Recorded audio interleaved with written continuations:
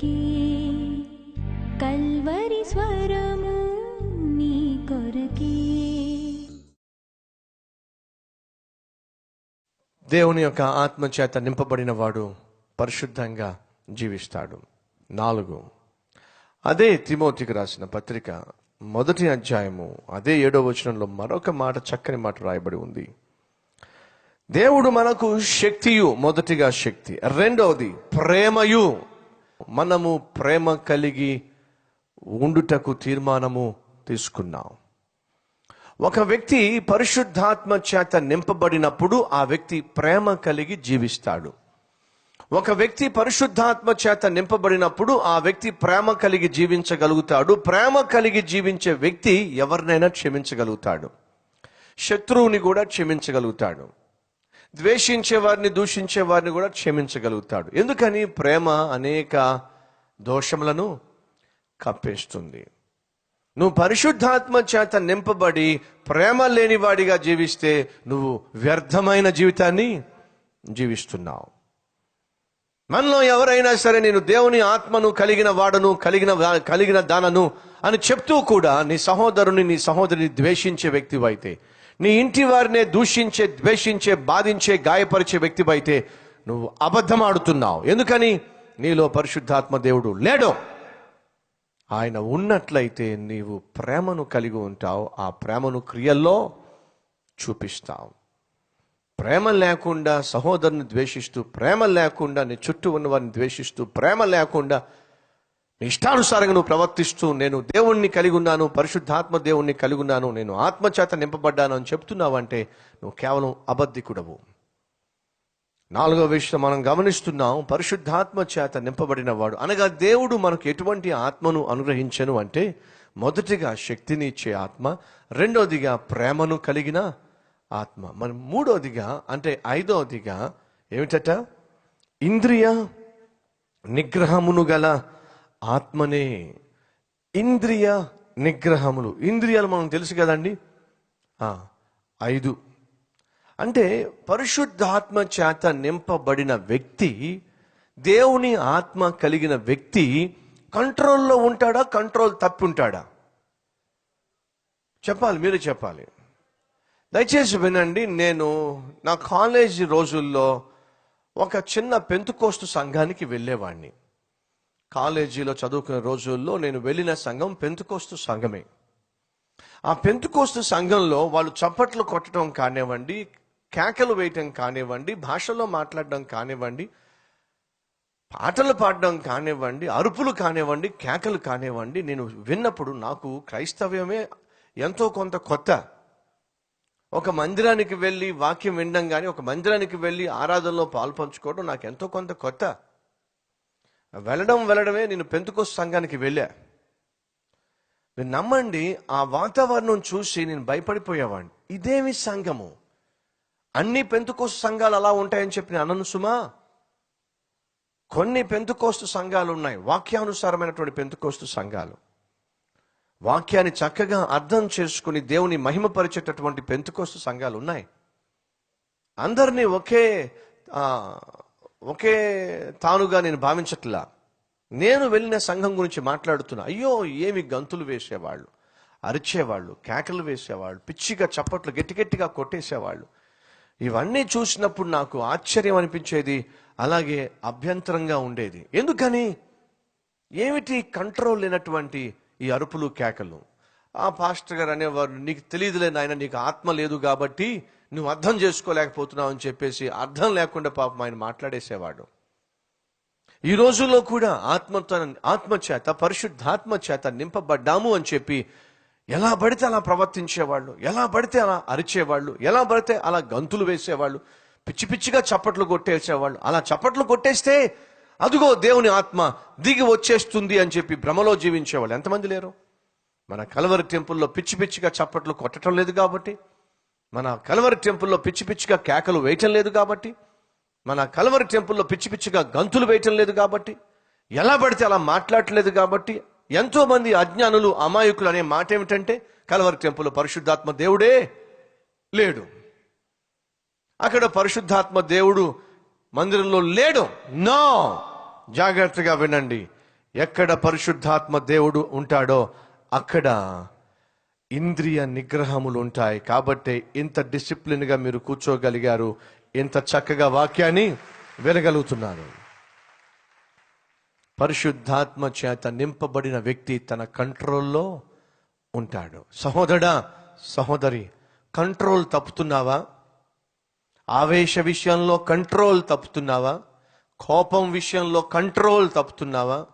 నోరు జారే విషయంలో కంట్రోల్ తప్పుతున్నావా?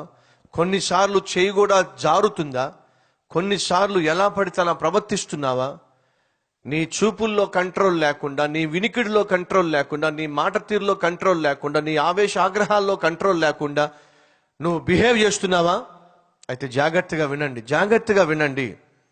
పరిశుద్ధాత్మ దేవుని చేత నింపబడిన వాడు లేదా దేవుని ఆత్మ కలిగిన వ్యక్తి ఇంద్రియ నిగ్రహములు కలిగి ఉంటాడు. నేను మాట్లాడుతుంది స్వచ్ఛమైన వాక్యానుసారమైనటువంటి విషయము. సొంత ప్రసంగాలు ఏం చేయటల్లా. బైబిల్లో దేవుడు లిఖింప చేసిన దాన్నే మీతో పంచుకుంటున్నా. దేవుడు మనకు ఎటువంటి ఆత్మను అనుగ్రహించాడు? Self control. శరీరాన్ని, మనకున్న సమస్తాన్ని ఆధీనములో ఉంచుకోగలిగినటువంటి ఆత్మను దేవుడు అనుగ్రహించాడు. కాబట్టి అడుగుతున్నా, నీ జీవితంలో ఏదైనా కంట్రోల్ తప్పుతుందా? కంట్రోల్ లేకుండా బిహేవ్ చేస్తున్నావా? మా అబ్బాయి కంట్రోల్ లేకుండా మాట్లాడుతున్నాడండి, మా అమ్మాయి కంట్రోల్ లేకుండా మాట్లాడుతుందండి, మా ఆయన కంట్రోల్ లేకుండా కోపడుతున్నాడండి, కంట్రోల్ లేకుండా ఆవేశపడిపోతున్నాడండి, మా ఆవిడ కంట్రోల్ లేకుండా ఆవేశపడిపోతుంది. జాగ్రత్త. నీ జీవితంలో కంట్రోల్ లేకుండా నువ్వు జీవిస్తున్నట్లయితే బహుశా నీవు పరిశుద్ధాత్మ దేవుని చేత నింపబడి నడిపించబడుతున్న వ్యక్తివి కాదేమో. ఒకవేళ నువ్వు పరిశుద్ధాత్మ దేవుని చేత నింపబడి నడిపించబడుతున్న వ్యక్తివైతే నువ్వు కంట్రోల్లో ఉంటావు. కంట్రోల్ తప్పి జీవిస్తున్నట్లయితే పరిశుద్ధాత్మ దేవుని ఆధీనంలో నువ్వు లేవు. సంసోను అనేటటువంటి వ్యక్తి దేవుని ఆత్మను దూరం చేసుకున్న తరువాత ఎలా పడితే అలా జీవించాడు, ఎక్కడ పడితే అక్కడికి తిరిగాడు, ఎక్కడ పడితే అక్కడికి వెళ్ళి పొర్లాడు, తన శరీరాన్ని బహుగా మలినం చేసుకున్నాడు. కారణం ఏమిటి? దేవుని ఆత్మకు దూరం అయిపోయాడు. ఎస్, దేవుని ఆత్మకు దూరమైన వ్యక్తే కంట్రోల్ లేకుండా జీవిస్తాడు. ఈరోజు అడుగుతున్నాను, నీ జీవితంలో నీ కోరికలు, నీకున్న సమస్తము, నీ ఆశలు, నీ ఆత్మీయత ఆధీనంలో ఉంటుందా? కంట్రోల్లో ఉంటుందా? కంట్రోల్ తప్పి ఉంటుందా? కంట్రోల్ లేకుండా నువ్వు జీవిస్తున్నట్లయితే పరిశుద్ధాత్మ దేవుని నడిపింపులో నీవు లేవు అనే సత్యాన్ని మర్చిపోవద్దు. నెంబర్ 6, యోహాను సువార్త 16వ అధ్యాయము 13వ వచనము. అయితే ఆయన అనగా సత్య స్వరూపి అయిన ఆత్మ వచ్చినప్పుడు మిమ్మును సర్వ సత్యములోనికి నడిపించును. ఆయన తనంతట తానే ఏమియు బోధింపక వేటిని వినునో వాటిని బోధించి సంభవింపబోవు సంగతులను మీకు తెలియచేయును. ఆయన అనగా సత్య స్వరూపియగు ఆత్మ. దయచేసి గమనించాలి, పరిశుద్ధాత్మ చేత నింపబడిన వ్యక్తి సర్వ సత్యములోనికి నడిపించబడతాడు. వినాలి, అనుమానంలోనికి నడిపించబడ్డు, కన్ఫ్యూజన్లోనికి నడిపించబడ్డు, గల్లిబిలిలోనికి నడిపించబడ్డు. ఇది ఏది వాస్తవము, ఇది వాస్తవమా, ఇది వాస్తవమా, ఇది కరెక్టా, ఇది కరెక్టా, ఏది వాక్యానుసారము అనేటటువంటి కన్ఫ్యూజన్కి తావు ఉండదు. ఎందుకని? ఆ వ్యక్తి పరిశుద్ధాత్మ దేవుణ్ణి కలిగి ఉన్నాడు గనుక, పరిశుద్ధాత్మ దేవుడు సర్వ సత్యములోనికి నడిపిస్తాడు కనుక ఆ వ్యక్తి భ్రమలో జీవించే అవకాశము ఉండదు. దయచేసి వినండి, ఈరోజు అనేక రకాల పరిచర్యలు మనం చూస్తున్నాం, అనేక రకాల సేవకులను మనం చూస్తున్నాం. వాళ్ళు చేసేటటువంటి విన్యాసాలు కూడా మనం చూస్తున్నాం. అలా చూస్తున్నప్పుడు ఇది ఏమిటి, కొత్తగా ఉందేమిటి? కొన్ని సంవత్సరాల క్రితము లాఫ్టర్ ఇన్ స్పిరిట్ అని ఒక తెగొచ్చింది. ఆత్మలో నవ్వు. నేను ఒకవేళ ఆ క్లిప్ మీకు చూపించినట్లయితే వీళ్ళకేం వచ్చిందని చెప్పి అంటారు మీరు. వీళ్ళకి ఏమైంది, ఇలా నవ్వి చస్తున్నారేమిటి అని అంటారు మీరు. ఎంత దారుణం అంటే, ఒక 20 సంవత్సరాల క్రితము ఈ తెగ పుట్టుకొచ్చింది. ఆ తెగ పేరు ఏమిటంటే లాఫ్టర్ అండ్ స్పిరిట్, ఆత్మలో నవ్వు. వాళ్ళు మందిరంలోకి వచ్చి కూర్చుంటారు. ఈ పాస్టర్ గారు అంటాడు, నవ్వండి, ఇంకంతే. ఆ కుర్చీలో కూర్చున్న వాళ్ళు నవ్వుతా అంతే, నవ్వడం నవ్వడం నవ్వడం నవ్వడం. కుర్చీలో కూర్చున్నవాడు కుర్చీలోంచి జారి కింద పడ్డం, జారి కింద పడినవాడు దొరలడం, జుట్టు ఊపుకుంటూ నవ్వేవాళ్ళు నవ్వడం. నేను అబద్ధం చెప్పటల్లా, నిజం. నేను చెప్పేది చాలా తక్కువ, ఏమైతే చెప్తున్నానో అది చాలా తక్కువ. ఒకవేళ అది వీడియోలో మీరు చూస్తే మీరు మతిపోతుంది. ఇది నిజంగానే మందిరంలోనే జరుగుతుందా? ఎస్, మందిరాల్లోనే. దయచేసి గమనించండి, అంచె దినాల్లో సైతాను ఎంతగా తెగబడతాడంటే, ఏర్పరచబడిన వారిని సహితమో మోసం చేయడానికి సూచక క్రియలు జరిగిస్తాడు, ఆశ్చర్య కార్యాలు జరిగిస్తాడు. మనల్ని మభ్యపరచడానికి, సత్యములో నుంచి మనల్ని ఈడ్చుకొని పోవడానికి ఏమైనా వాడు చేస్తాడు. ఎస్, ఆ వీడియోస్ నేను చూసినప్పుడు నాకు బహు ఆశ్చర్యం వేసింది. ఎన్నో ప్రశ్నలు నాకు వచ్చి, ఏమిటి పిచ్చి నవ్వు? నవ్వడం నవ్వడం నవ్వడం నవ్వడం. సర్వీస్ అంతా నవ్వడమే. ఈరోజు మందిరానికి వెళ్ళి ఏం చేశారు? నవ్వొచ్చాం, అంతే చెప్పేది, అంతకన్నా మరొకటి లేదు. ఇది ఒక భయంకరమైన కల్ట్. ఇది వాక్యానికి విరుద్ధమైన కల్ట్. ఇది సహోదరుడా సహోదరి, సతీష్ కుమార్ బోధించే బోధ విని ఇదే 100% సత్యము అని నమ్మమని మీ మీద ఒత్తిడి చేయటల్లా. ఒకటి మాత్రం చెప్తున్నా, ఏమిటి? మీ చేతిలో బైబిల్ ఉంది, ఆ బైబిల్ని క్షుణ్ణంగా చదవండి. మీరు బైబిల్ని చదివినప్పుడు పరిశుద్ధాత్మ దేవుడు మీ ఆత్మీయ నేత్రాలు తెరుస్తాడు. పరిశుద్ధాత్మ దేవుడు మిమ్మలను సత్యములోనికి నడిపిస్తాడు. ఎప్పుడైతే మీరు వాక్యాన్ని ఉన్నది ఉన్నట్టుగా చదివి గ్రహించే ప్రయత్నం చేస్తారో, బయట ఏవైతే మనల్ని అభ్యంతరపరిచేవిగాను, భ్రమపరిచేవిగాను, కన్ఫ్యూజన్ క్రియేట్ చేసేవిగాను, గలిబిలిని పుట్టించేవిగా ఏవైతే కనిపిస్తున్నాయో అవి ఎంతవరకు వాక్యానుసారమో, వాక్యానికి విరుద్ధమో మీ అంతటా మీరే గ్రహిస్తారు. ఎప్పుడైతే మీ అంతటా మీరు వాక్యాన్ని ధ్యానించి, వాక్యాన్ని చదివి, పరిశుద్ధాత్మ దేవుని యొక్క గ్రహింపు ద్వారా వాక్యాన్ని అర్థం చేసుకుంటారో, అలా అర్థం చేసుకున్నప్పుడు మీరు సత్యములోనికి నడిపించబడతారు. ఒకానొక సమయంలో ఒక వ్యక్తి ఒక గాడిదని తీసుకెళ్తున్నాడు. గాడిదని తీసుకెళ్తున్నప్పుడు ఎదురుగుండా ఒక తెలివైన వ్యక్తి వచ్చి అన్నాడు, ఏమయ్యా నీ గాడిదకి ఎన్ని కాళ్ళు అని అన్నాడు. సాధారణంగా గాడిదకి ఎన్ని కాళ్ళు ఉంటాయండి? 4 కాళ్ళేగా.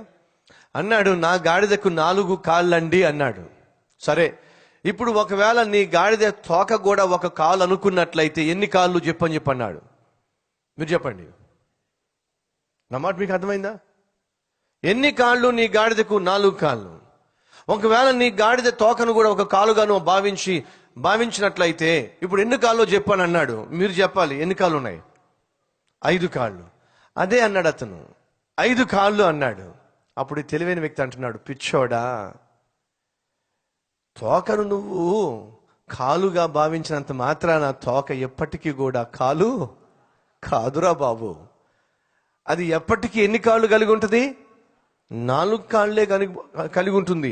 నువ్వు తోకని కాలుగా భావించినంత మాత్రాన, అనుకున్నంత మాత్రాన, భ్రమించినంత మాత్రాన ఒక అవాస్తవం మాత్రం ఎప్పటికీ సత్యము వాస్తవము కానే కాదో. ఈరోజు మనుషులు తోకలను చూపించి కాళ్ళుగా భావించమంటున్నారు. తోకలను చూపించి అదే కాలో నమ్మండి అని మనుషుల మీద రుద్దేస్తున్నారు. దేవుని యొక్క వాక్యానికి విరుద్ధమైన వాటిని కనపరిచి ఇదే పరిశుద్ధాత్మ దేవుని కార్యాలు నమ్మండి మనుషుల్ని మాయ చేసేస్తున్నారు. దయచేసి వినండి, మీరు వాక్యాన్ని చదవండి. వాక్యంలో ఏమైతే ఉన్నవో అవి ఉన్నవి, వాక్యములో ఏమైతే లేవో అవి లేవు. ఆనాడు పౌలు వాక్యం చెప్తున్నప్పుడు చూద్దాం రండి. అపోస్తుల కార్యములు 17వ అధ్యాయము 10-11 వచనాలు. వెంటనే సహోదరులు రాత్రివేళ పౌలును శీలను బెరయకు పంపించిరి. వారు వచ్చి యూదుల సమాజ మందిరములో ప్రవేశించిరి.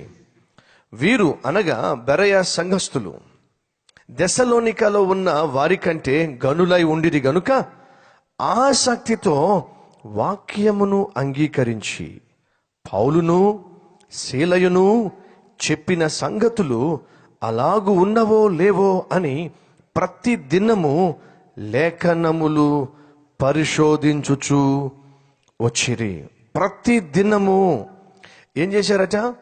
లేఖనములను పరిశోధించిరి. ప్రతి దినము జాగ్రత్తగా పౌలు మాట్లాడుతున్నాడు, శీలయు మాట్లాడుతున్నారు. ఏమిటి వీళ్ళ బోధ? ఏమిటి వీడు తెలియజేసేది? అసలు లేఖనములలో ఉన్నట్టుగానే మాట్లాడుతున్నారా? వాక్యములో ఉన్న సత్యాలే మాట్లాడుతున్నారా? లేక కొత్త కొత్త సత్యాలు పుట్టిస్తున్నారా? పరిశుద్ధాత్మ దేవుని ద్వారానే వీళ్ళు జీవిస్తూ బోధిస్తూ సూచక క్రియలు చేస్తున్నారా? లేదా బ్రహ్మపరిచే ఆత్మ ద్వారా మనుషుల్ని మాయ చేస్తున్నారా? బహు జాగ్రత్తగా ప్రతి దినము వారు లేఖనములను పరిశీలిస్తూ వచ్చారు. సహోదరుడా, సహోదరి, అంచె దినాల్లో మనం జీవిస్తున్నాం. ఈ అంచె దినాల్లో అపాయకరమైనటువంటి రోజుల్లో మనం ఉన్నాం.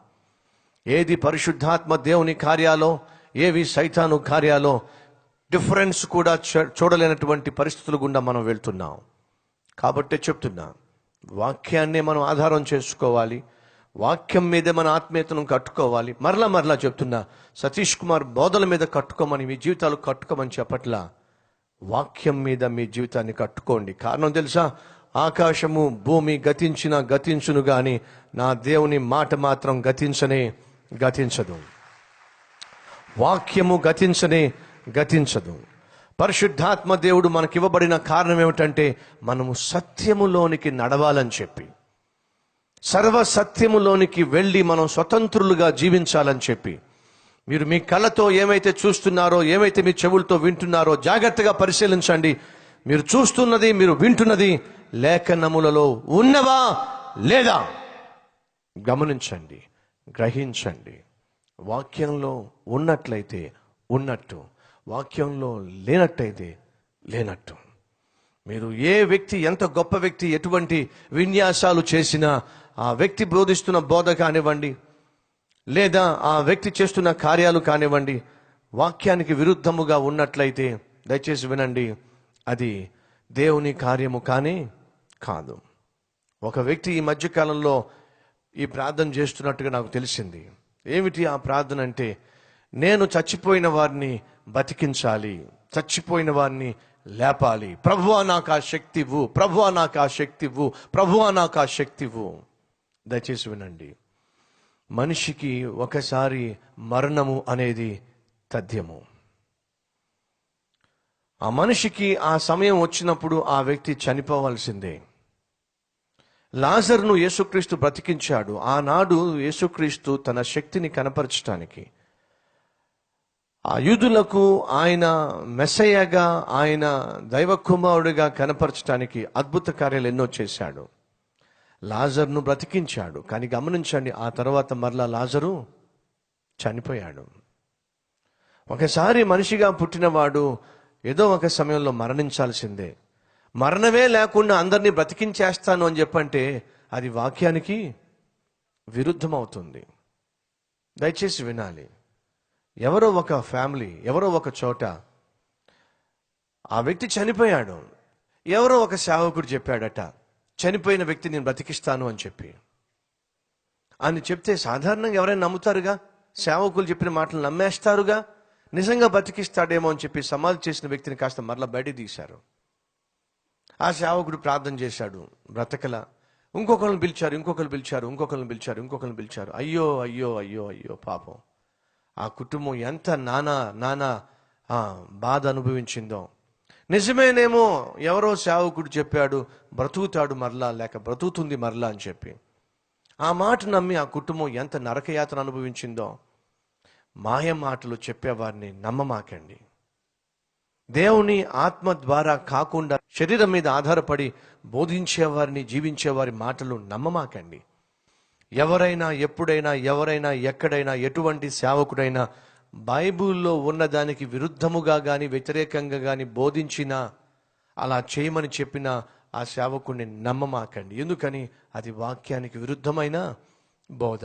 లేదు బ్రదర్, అతడు అద్భుతాలు చేస్తున్నాడు బ్రదర్, ఆశ్చర్యకార్యాలు చేస్తున్నాడు బ్రదర్, మరి దేవుని శక్తి లేకుండా అద్భుతాలు ఆశ్చర్యకార్యాలు జరుగుతాయా బ్రదర్? ఖచ్చితంగా జరుగుతాయి. ఎందుకని? బైబిలే సెలవిచ్చింది. ఏమని? సాధ్యమైతే ఏర్పరచబడిన వారిని సహితము ఆనాడు మోసం చేయడానికి సైతాను సూచక క్రియలు, మహత్కార్యములు జరిగిస్తాడు. జ్ఞాపకం పెట్టుకోండి. మరి ఏది దేవుని కార్యము, ఏది సైతాని కార్యము ఎలా తెలుస్తుంది? ఒక బైబిలే మనకు ఆధారము. ఒక వ్యక్తి వాక్యానుసారంగా జీవిస్తూ, వాక్యానుసారంగా బోధిస్తూ, అలా వాక్యానుసారంగా జీవించటం ద్వారా, బోధించటం ద్వారా దేవుడు డెఫినెట్గా ఆశ్చర్యకార్యాలు చేస్తాడు. మీరు వెళ్ళండి, సువార్తను ప్రకటించండి, మీ వెంట ఉండి సూచక క్రియల ద్వారా వాక్యమును ఏముందో చూద్దాం రండి. మార్కు సువార్త 16వ అధ్యాయము 15-20. మరియు మీరు సర్వలోకమునకు వెళ్ళి సర్వ సృష్టికి సువార్తను ప్రకటించండి. 20వ వచనము. వారు బయలుదేరి, ఏముంది అక్కడ చెప్పండి, గట్టి చదవండి. వారు బయలుదేరి ఏం చేశారు? వాక్యమంతటా ప్రకటించిరి. ఈరోజు వాక్యాన్ని ప్రకటించే వాళ్ళు ఎంతమంది ఉన్నారు? స్వచ్ఛమైన వాక్యాన్ని, జీవితాలను ప్రభావితం చేసే వాక్యాన్ని, ఒక పాపిని దేవుని దగ్గరకు నడిపించే వాక్యాన్ని, తాను జీవిస్తున్న పాపములో నుంచి బయటకు తీసుకొచ్చే వాక్యాన్ని ఎంతమంది ఈరోజు బోధిస్తున్నారో ఒక్కసారి ఆలోచించండి. బోధించేవాళ్ళు లేరు అని చెప్పట్లా, బహు కొద్ది మంది బైబిల్ని అనుసరించి బోధించేవాళ్ళు ఉన్నారు. వినండి, మీరు వెళ్ళి సువార్త ప్రకటించండి, వాక్యము ప్రకటించండి. మరి వారు వెళ్ళి ఏం చేశారు? వాక్యమును ప్రకటించారు. ఇప్పుడు వారి పని ఏమిటి? వాక్యాన్ని ప్రకటించటం. మరి దేవుని పని ఏమిటి? తర్వాత చూడండి ఏముందో. వారు బయలుదేరి వాక్యమంతటా ప్రకటించిరి. ప్రభువు వారికి సహకారుడై ఉండి వెనువెంట జరుగుచూ వచ్చిన సూచక క్రియల వలన ఏముంది అక్కడ? ఏముంది అక్కడ? వాక్యమును స్థిరపరచుచు ఉండెను. అంటే దేవుడు దేన్ని స్థిరపరచటానికి సూచక క్రియలు జరిగిస్తాడు? వాక్యమును స్థిరపరచటానికి. వీళ్ళు వాక్యమే బోధించనప్పుడు ఇంకా వాక్యము స్థిరపరచబడే అవకాశం ఎక్కడుంది? అది నేను అంటున్నాను.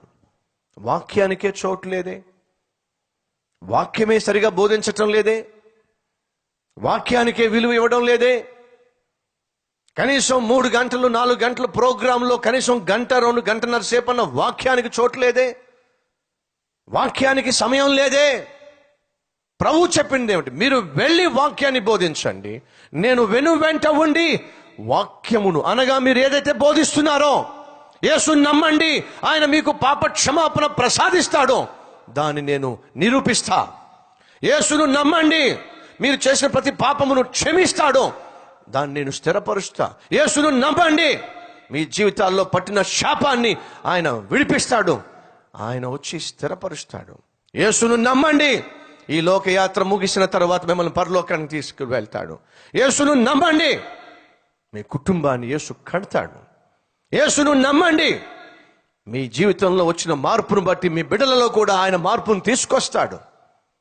ఏ వాక్యానైతే మనం బోధిస్తామో, దేవుని ఆత్మతో బోధించినటువంటి ఆ వాక్యపు బోధ, అదే దేవుని ఆత్మ స్థిరపరచును అని బైబిల్లో ఉంది. ఇది దేవుడు చేసేటటువంటి అద్భుతం. కాబట్టి నేను చెప్పేది ఏమిటంటే, దేవుడు ఏ సూచక క్రియ చేసినా, ఏ అద్భుతం చేసినా దేని కొరకు చేస్తాడు? సేవకులను గొప్ప చేయడానికో, అబ్బో వీరు పైనుంచి ఊడిపడ్డారు, వీళ్ళు మామూలు మనుషులు కాదు హో అని డబ్బాలు కొట్టడానికి కాదు, సేవకులను గొప్పగా చూసుకోవడానికి కాదు. దేని కొరకు? వాక్యమును స్థిరపరచటం కొరకు. అడుగుతున్నాను, ఈ రోజుల్లో వాక్యము స్థిరపడుతుందా? వాక్యాన్ని విన్న వారి జీవితాలు స్థిరపడుతున్నాయా? వారి కుటుంబాలు స్థిరపడుతున్నాయా? వారి ఆత్మీయత స్థిరపడుతుందా?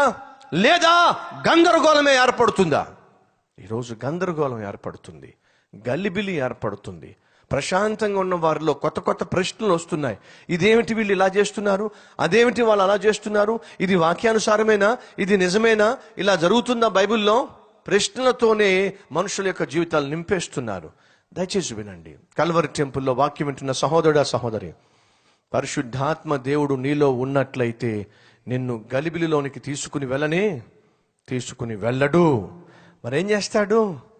నిన్ను సత్యములోనికి నడిపిస్తాడు. ఆ సత్యము ఏం చేస్తుంది? ప్రతి విధమైన గలిబిలి నుండి నిన్ను విడిపిస్తుంది, నిన్ను స్వతంత్రునిగా చేస్తుంది. ప్రశాంతముగా నువ్వు ముందుకు సాగే కృపను ఆ పరిశుద్ధాత్మ శక్తి అనుగ్రహిస్తుంది. ఈరోజు ఈ మాటలు వింటున్న నా ప్రియ సహోదరి, సహోదరుడా, అడుగుతున్నాను, పరిశుద్ధాత్మ చేత నీవు నింపబడ్డావా?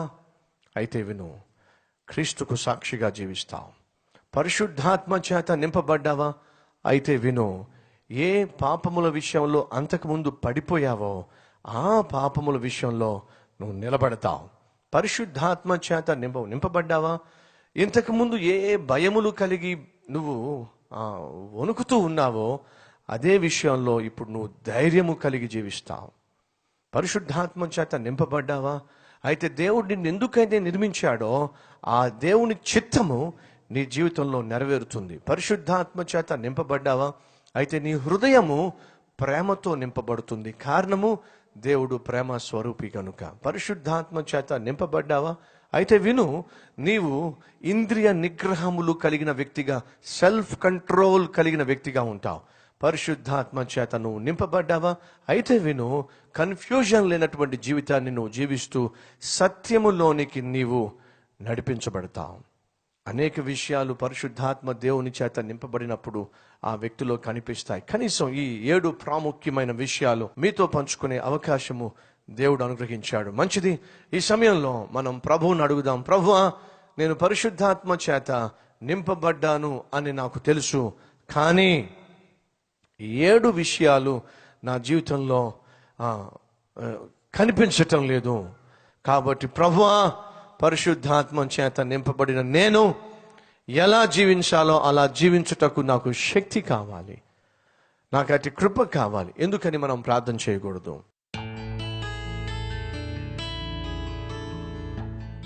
మహాపరిశుద్ధుడు అయిన ప్రేమ కలిగిన తండ్రి, 8 గంటల పాటు ప్రభువా నీ సన్నిధిలో గడిపేటటువంటి భాగ్యాన్ని ఇచ్చినందుకు స్తోత్రాలు. అనేక విషయాలు ఈ రాత్రి మేము నేర్చుకున్న విషయాలు మర్చిపోకుండా సహాయం చేయండి. పరిశుద్ధాత్మ చేత నింపబడిన వ్యక్తి ప్రేమ కలిగి ఉంటాడు, శక్తి కలిగి ఉంటాడు, ఇంద్రియ నిగ్రహము కలిగి ఉంటాడు, ధైర్యము కలిగి ఉంటాడు, సాక్షార్థమైన జీవితాన్ని జీవిస్తాడు. ఎక్కడ పడిపోయాడో అక్కడే లేచి నిలబడతాడు. అంతేకాకుండా సత్యములోనే ముందుకు సాగుతాడు. నాయన, అట్టి జీవితము మాకు దయచేయండి. యేసు నామములో వేడుకుంటున్నాము తండ్రి, ఆమేన్. బాలురే కానీ దేవుణ్ణి తెలుసుకున్నారు, బాలురే కానీ జ్ఞానాన్ని సంపాదించారు, బాలురే కానీ పరిశుద్ధంగా జీవించారు, పరిశుద్ధత కోసం రాజభోజనాన్ని కాదన్నారు, దేవుని కోసం ప్రాణాలను ఫణంగా పెట్టారు, ప్రార్థన కోసం జీవితాన్నే అర్పించారు. షద్రక్, మేషక్, అబెద్నెగో, దానియేలుల గూర్చి దానియేలు గ్రంథాన్ని క్షుణ్ణంగా ధ్యానిద్దాం. ఎప్పుడూ వినని, ఎవరూ ధ్యానించని ఆత్మీయ సత్యాలను తెలుసుకుందాం. లోతైన పాఠాలు నేర్చుకుందాం, సత్యాన్ని గ్రహిద్దాం, ప్రభువుకు దగ్గరగా చేరదాం. రండి, ప్రతిరోజు సాయంత్రం 6 గంటలకు కల్వరీ టెంపుల్లో.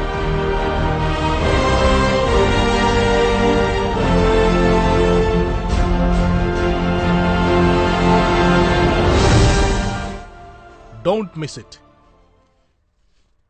Address Calvary, Post Box number 30, Kukatpalli, Hyderabad 72.